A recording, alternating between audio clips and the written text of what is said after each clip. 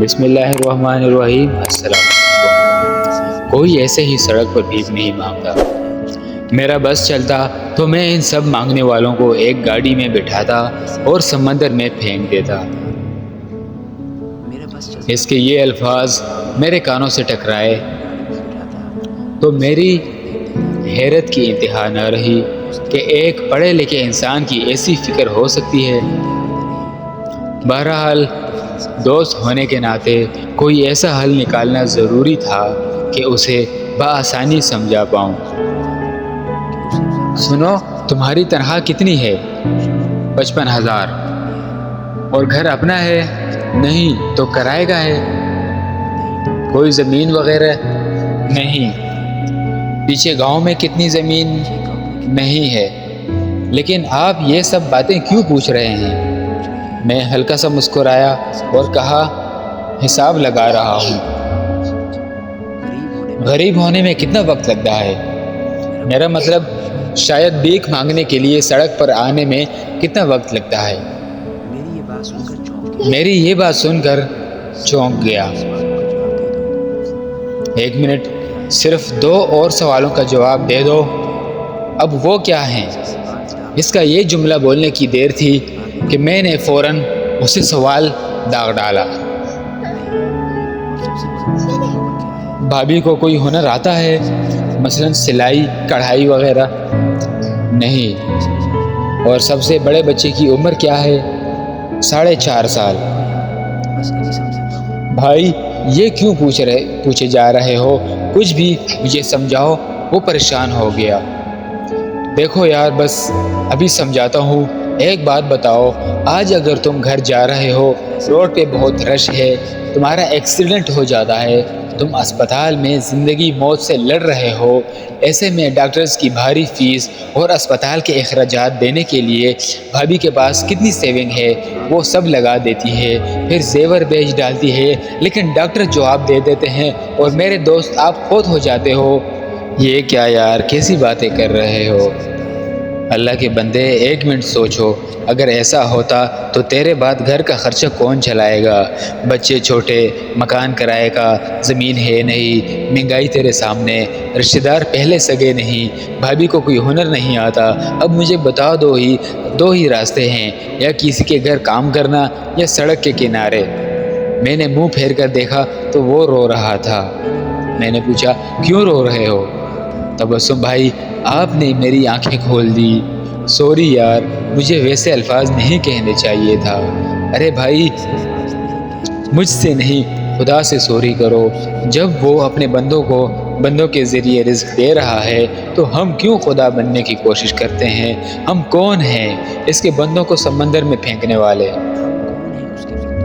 اس کو اپنی تخلیقات سے بہت پیار ہے، مگر اس کا نظام ہے، کیوں ہے، کیسا ہے، کب سے ہے، کب تک رہے گا، ہمیں اس کا اختیار نہیں۔ ہمیں جواب دہ ہونا ہے اپنے اعمال کا۔ کسی کو زیادہ دے کر آزما رہا ہے، کسی سے سب کچھ لے کر آزما رہا ہے۔ ہم سب مٹی کی مورتیں ہیں۔ اس سے زیادہ یہ کہ اس کی تابع فرمان بن جائیں، کہیں سنی باتوں کو چھوڑ کر غور و فکر کی عادت ڈالیں۔ کوئی شوق سے سڑک کے کنارے نہیں آتا۔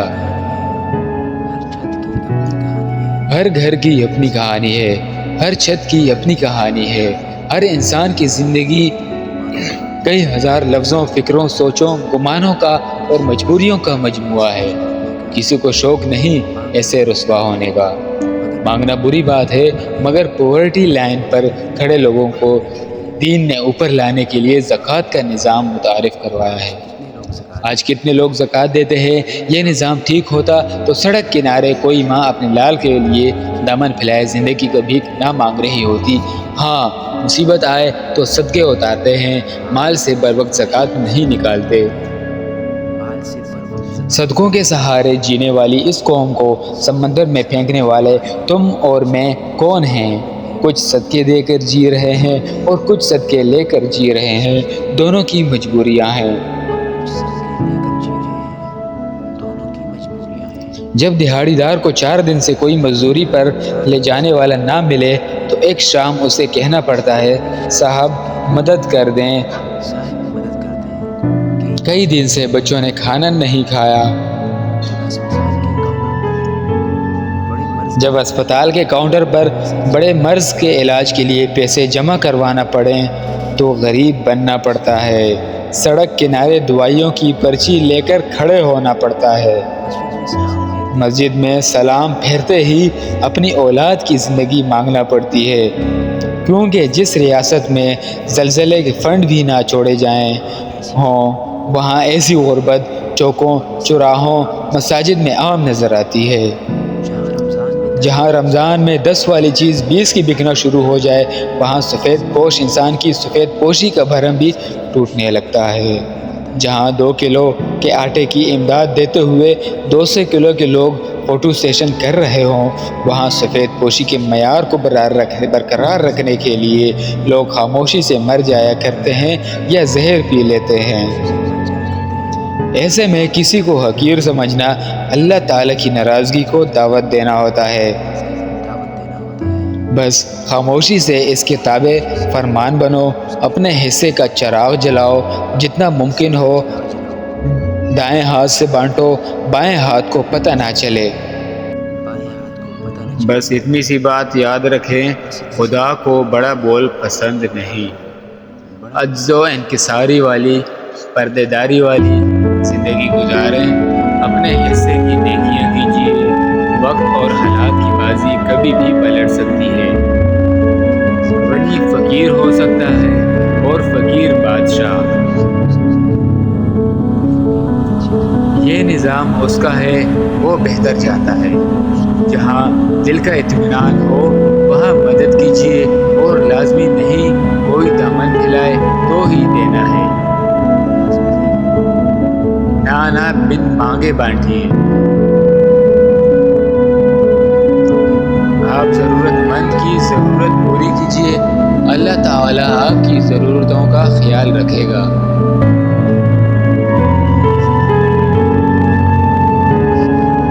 کسی سے متعلق بلا تحقیق تدبر تفکر کیے کوئی رائے نہ قائم کریں۔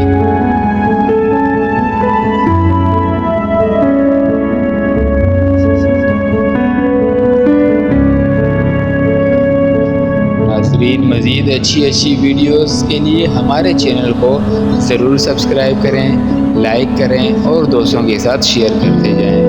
اللہ حافظ۔